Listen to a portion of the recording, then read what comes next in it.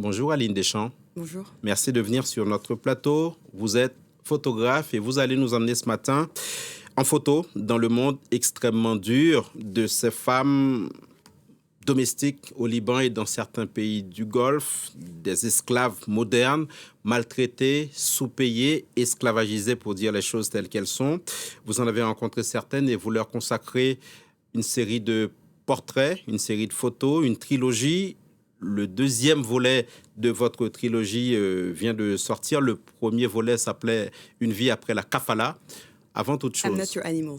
Question de méthode. Avant toute chose, qu'est-ce que la kafala? Qu'est-ce que le système de la kafala?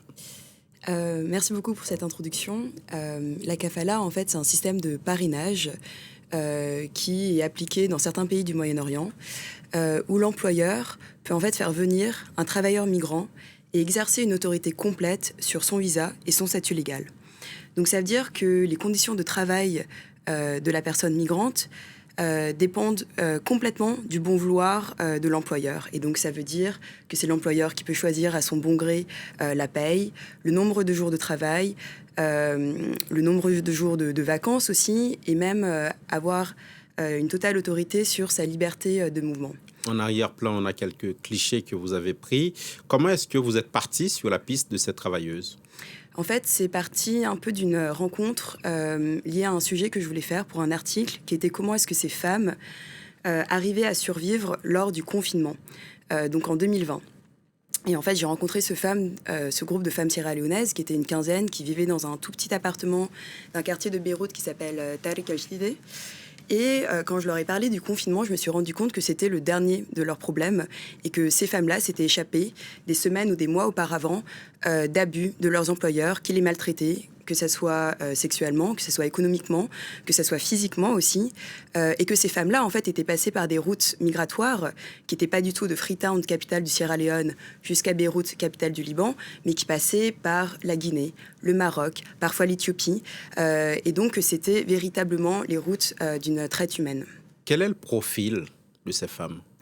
Je dirais que ces femmes sont plutôt jeunes. J'ai même rencontré certaines femmes mineures. D'autres femmes avaient, je dirais, environ 25 ans. La plupart de ces femmes sont des mères. Et je pense que ça, c'est important de le souligner parce que c'est véritablement la raison pour laquelle elles partent. C'est d'essayer de donner une vie meilleure, en fait, à leurs enfants. Et puis, elles partent aussi parce que beaucoup ont été engrainés sur de fausses informations. C'est-à-dire qu'on va leur vendre un programme. On leur dit, le Liban a besoin d'infirmières, le Liban a besoin de professeurs. Ces femmes-là, certaines d'entre elles sont tout à fait éduquées, ont un métier dans leur pays d'origine, et on leur ment en leur disant qu'elles peuvent exercer le même métier, mais beaucoup mieux payé au Liban, et en fait, elles se retrouvent à faire le ménage chez leur employeur libanais. Et à l'arrivée, l'aventure se termine souvent assez mal pour ces femmes, pas de ressources, rejetées par leur famille quand elles arrivent à rentrer chez elles, et tout ou presque est à refaire, non? Tout à fait. En fait, lorsque ces femmes ont été rapatriées en 2020, toutes me partageaient une sorte d'amertume de rentrer, malgré la joie, parce que la plupart de ces femmes ont été trafiquées. Ça veut dire qu'elles ont dû payer des trafiquants à hauteur de $500 jusqu'à $1 500 pour arriver au Moyen-Orient. Donc, à cause du système de la kafala, non seulement certaines d'entre elles, et même la plupart d'entre elles, n'ont pas été payées pour la quantité de leur travail, mais surtout, en fait, elles se retrouvent endettées. Et donc, elles arrivent les poches vides chez elles, et c'est véritablement ça, en fait, le fardeau pour ces femmes. Aline Deschamps, vous avez réalisé une vidéo présentant certaines de ces situations que vous montrez en photo. Je vous propose, et également à ceux, bien entendu, qui nous suivent, qu'on en regarde un petit extrait. On se retrouve dans quelques secondes, puisqu'on va se poser la question de la résistance de ces femmes face à ce système.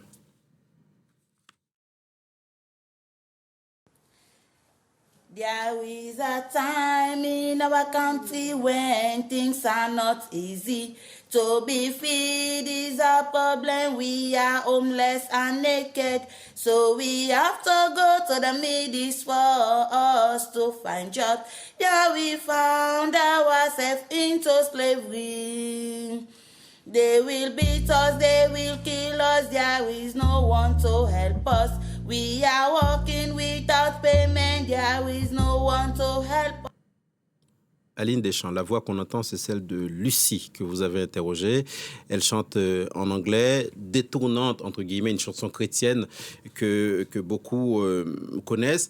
Elle raconte quoi? La misère de ces femmes, mais également la façon dont elles résistent, justement, ce qui nous amène à la prochaine question. Comment est-ce que ces femmes-là résistent à ce système assez immonde? Pour moi, la première chose qui me vient à l'esprit, c'est qu'en fait, elles créent une communauté.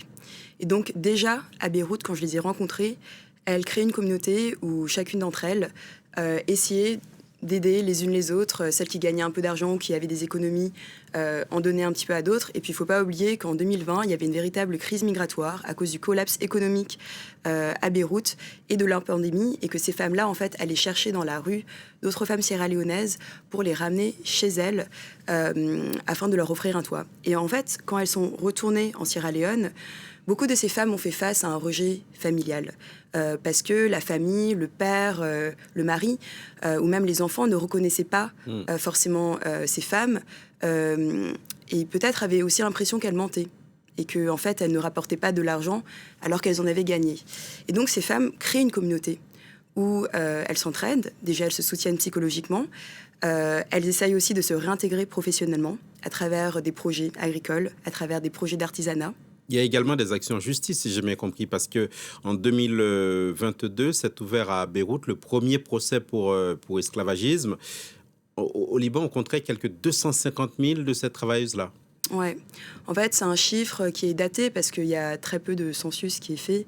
Il y a aussi énormément de femmes qui arrivent par des voies illégales, comme les femmes du Sierra Leone. Il faut aussi comprendre qu'il y a une interdiction depuis 2019 de ces femmes de sortir et d'aller plutôt au Moyen-Orient à cause de tous les abus qui ont été déjà décriés. Donc, il y en a même un peu plus. Alors, Aline Deschamps, quel est le message que vous avez voulu transmettre à travers cette série de portraits? Donc, A Life After Kafala, ça veut dire une vie après la kafala. Et pour moi, c'était très important, en fait, d'illustrer qu'une autre vie était possible. On a l'impression que lorsqu'il y a un rapatriement, il y a forcément une réintégration et que la boucle, elle est bouclée pour ces femmes-là, qu'il y a une sorte de happy ending, alors qu'en fait, pas du tout. Comme je vous l'ai dit, il y a énormément d'incompréhension de par la famille, le cercle social. Il y a parfois même certaines femmes qui n'osent pas rentrer dans leur village à cause du poids de la culpabilité, de la honte de n'avoir apporté aucun argent. Et donc le message, c'est aussi de dire, en fait, les choses sont plus compliquées qu'elles n'y paraissent. Il y a énormément de contradictions, mais il y a aussi une forme de beauté qui règne dans cette sororité que je retrouve et qui, moi, m'éblouit toujours de la part de ces femmes.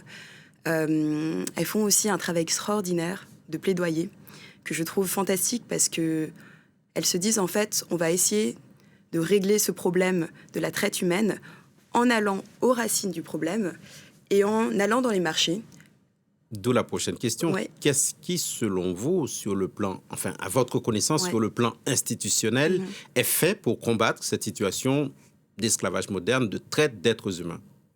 Alors, je sais que Lucie, notamment celle qui a écrit cette chanson, a réalisé sur place qu'il y avait très peu de soutien institutionnel dans son pays. Et donc, elle a décidé de créer sa propre ONG, la première ONG pour les anciennes travailleuses domestiques faite par des anciennes travailleuses domestiques. Et en fait, voilà, ce que je vous disais, c'est qu'elle fait du plaidoyer. C'est-à-dire qu'elle va à la racine du problème pour dire attention à d'autres femmes. Elles vont faire un espèce de théâtre de rue où elles rejouent leur propre trauma, où elles vont rejouer le rôle d'une employeuse libanaise qui confisque le téléphone, qui confisque le passeport, parce que ça, c'est des vraies réalités qui leur sont arrivées.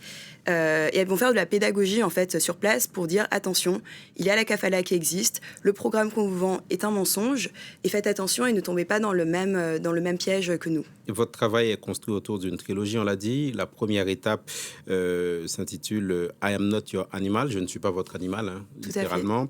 Seconde étape, A Life After Kafala, on vient d'en parler. Quelle est la suite?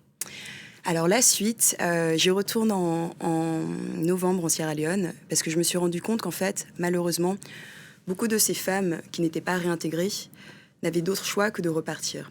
Donc elles se remettent, cette fois de leur propre chef, sur ce marché-là. Tout à fait. à fait, c'est malheureux et en fait, c'est une réalité qu'on voit souvent en fait dans, ce qui est déjà dénoncé par les ONG et par les institutions, qui s'appelle le cycle d'immigration, c'est-à-dire que quand il n'y a pas de réintégration, ces femmes-là sont obligées de repartir et donc elles repassent par la Guinée. Elles essayent de tenter leur chance ailleurs, parfois en Turquie, parfois au Bahreïn.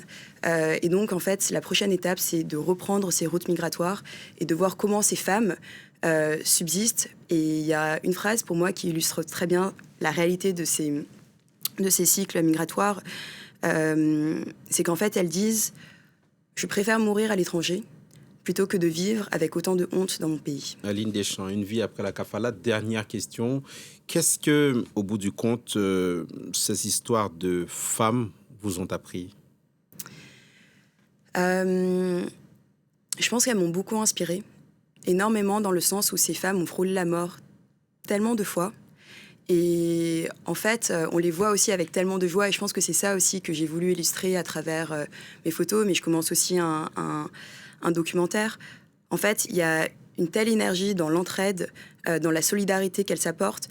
Vous voyez, le dernier jour que j'ai passé avec elle, elle faisait un concours de Miss Beauté entre anciennes employées de maison, parce qu'elle se disait, mais en fait, on a envie d'être fière, on a envie de montrer de la beauté dans notre expérience, et voilà. Donc ça m'apporte aussi énormément de joie, en fait, de voir qu'une autre vie est possible. On va se quitter, Aline Deschamps, par quelques images que vous avez tournées dans le cadre de ce travail.